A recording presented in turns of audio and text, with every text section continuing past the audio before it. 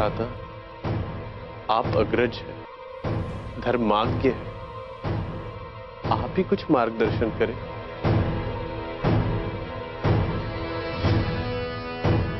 बड़ी विचित्र स्थिति है। माते ने जब ये बात कही उस समय ब्रह्म मुहूर्त था, अर्थात देवकाल, भगवान का समय। उस समय कही गई बात भगवान की बात होती। अगर माते के वचन का पालन नहीं होता है तो माते को देव शाप भी लग सकता है। ये तो सत्य में बड़ी विचित्र स्थिति है। हां भी, यदि माता के वचन का पालन करते हैं तो द्रौपदी के साथ अन्याय, एवं यदि द्रौपदी का मान रखते हैं तो माता के वचन की अवहेलना होगी और उन्हें देव शाप भी लग सकता है।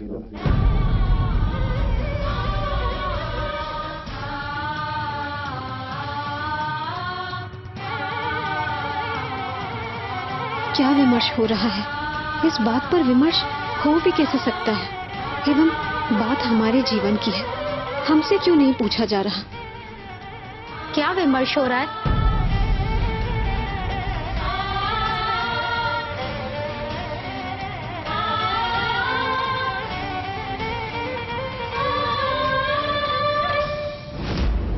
माता,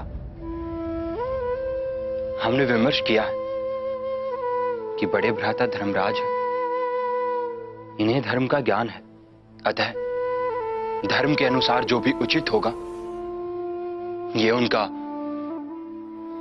मार्गदर्शन करेंगे। नहीं,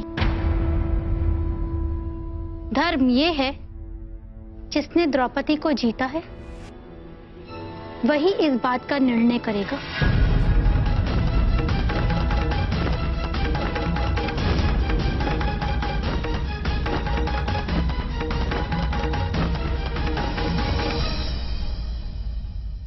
माता, यदि आपका यही आदेश है तो हम निर्णय करते हैं कि आपकी कही बात की अवहेलना नहीं होगी।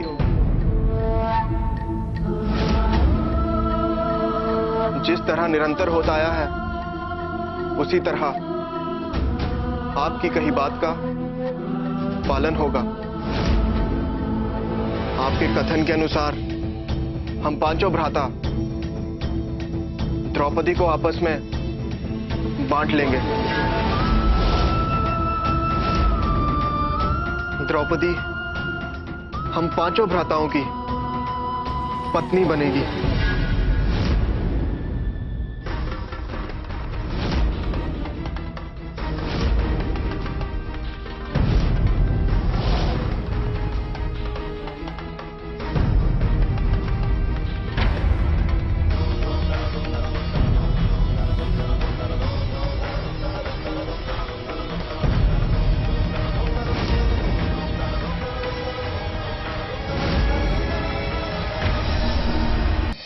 महारानी, यदि भोजन नहीं तो पेयजल ही पी लीजिए।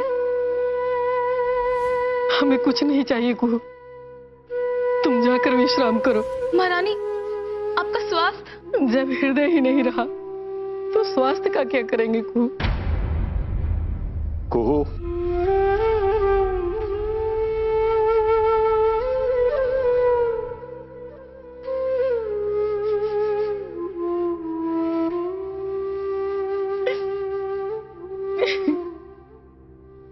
महारानी, हर पुत्री को मायका छोड़कर जाना होता है,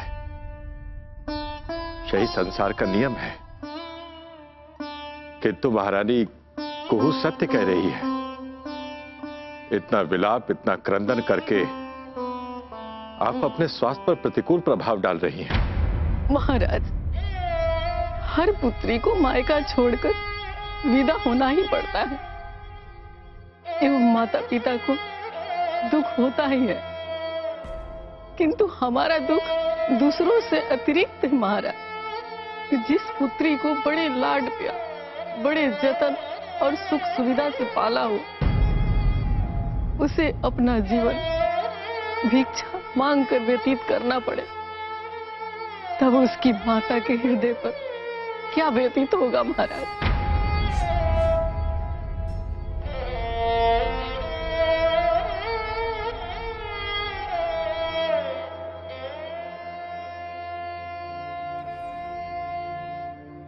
महारानी, हम आपके कथन से सहमत हैं और आपकी ये पीड़ा हमसे पृथक नहीं है महारानी। किंतु महारानी, हम आपको ये स्मरण दिलाना चाहेंगे कि हमारी पुत्री द्रौपदी कोई साधारण कन्या नहीं है। वो विलक्षण गुणों वाली अद्भुत कन्या है। आपको तो ज्ञात है ना महारानी कि द्रौपदी के जन्म के समय राजगुरु एवं ऋषियों ने क्या भविष्यवाणी की थी। द्रौपदी का जन्म पृथ्वी पर धर्म की स्थापना के लिए हुआ है।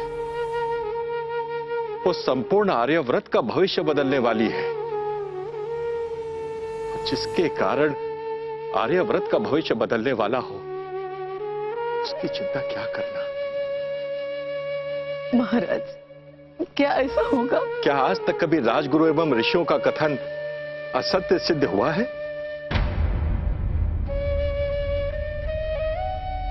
आप विश्वास रखिए, धीरज रखिए। ईश्वर, मेरी पुत्री को इस कठिन परिस्थिति से लड़ने की शक्ति दी।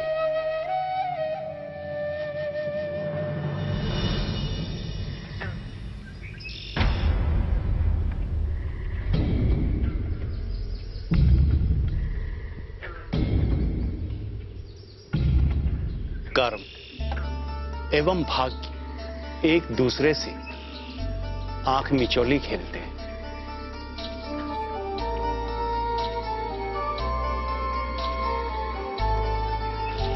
कर्म से भाग्य बदला जा सकता है एवं भाग्य से कर्म बदल जाता है। उचित समय पर उचित कर्म करना मनुष्य का धर्म, किंतु आप लोगों ने अपना कर्म उचित तरह से नहीं किया। अतः अब इसका निर्णय भाग्य करेगा।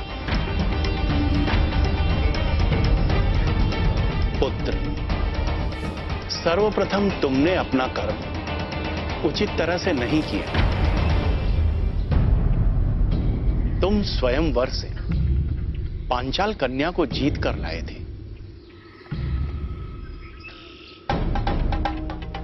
वो तुम्हारी पत्नी थी, परंतु तुमने अपनी पत्नी के लिए भिक्षा शब्द का उपयोग क्यों किया? अतः तुम्हारा ये कर्म उचित नहीं था।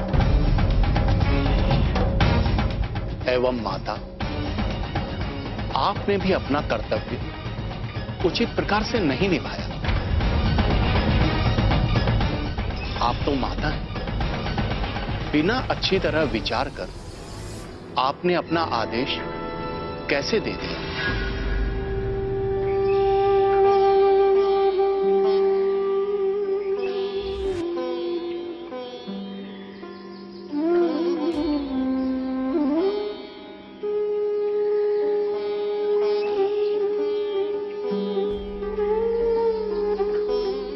मैं भविष्य देख पा रहा हूं। अब भाग्य अपना निर्णय लेगा और भाग्य का निर्णय आपके पुत्र ले चुके हैं।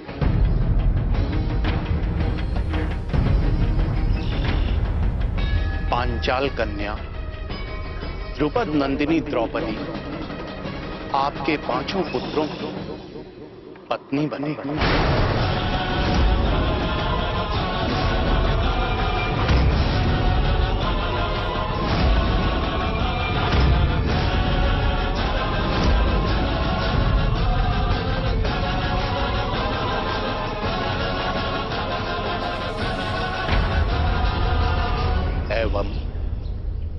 इस भूल के प्रायश्चित में ही आप सभी का जीवन व्यतीत होगा।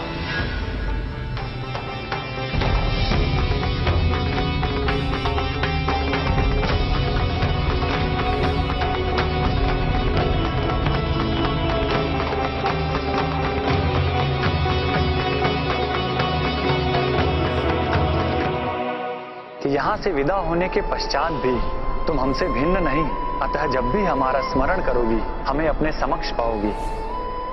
हे कृष्ण, हे वासुदेव, द्रौपदी आपको पुकार रही है। कृष्ण, सखा कृष्ण आ रहे हैं।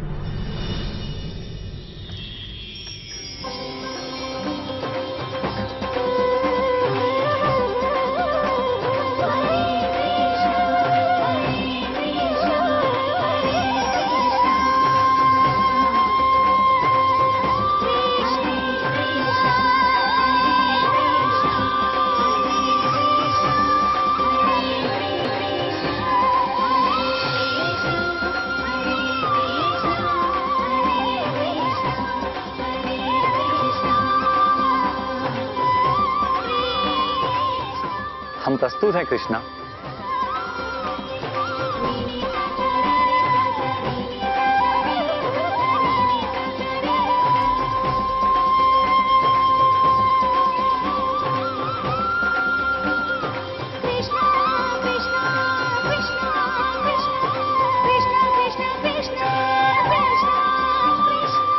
सौभाग्यवती भावा।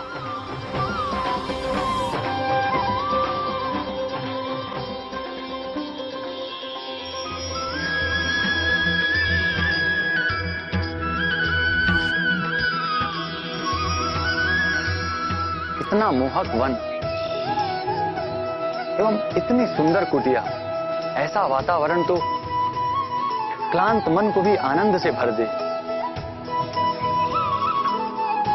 किंतु हमें ऐसा क्यों आभास हो रहा है कि यहां सभी चिंतित हैं?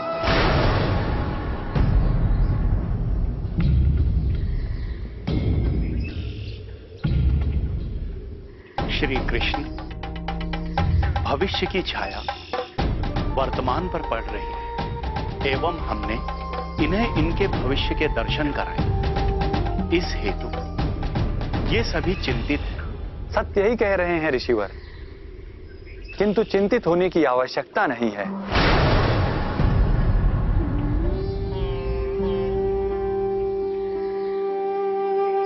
ये तो द्रौपदी के ही पूर्व जन्म की कामना है।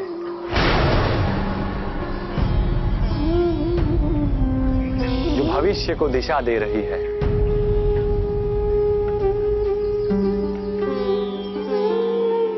हमें इसका अर्थ समझाए वासुदेव।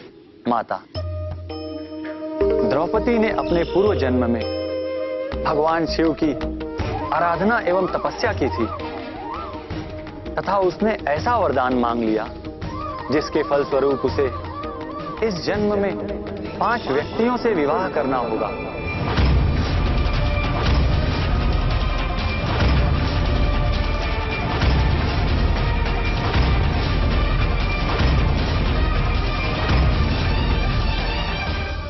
द्रौपदी, महादेव शिव ने तुम्हें उसी समय सचेत करने का प्रयास किया था, किंतु तुम अपने वरदान पर अडिग रही।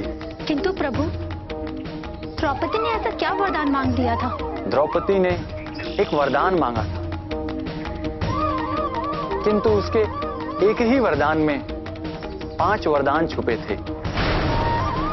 द्रौपदी अपने पुरुष में जिन गुणों की कामना कर रही थी, वो सारे गुण पृथ्वी पर किसी एक ही व्यक्ति में निहित होना असंभव है।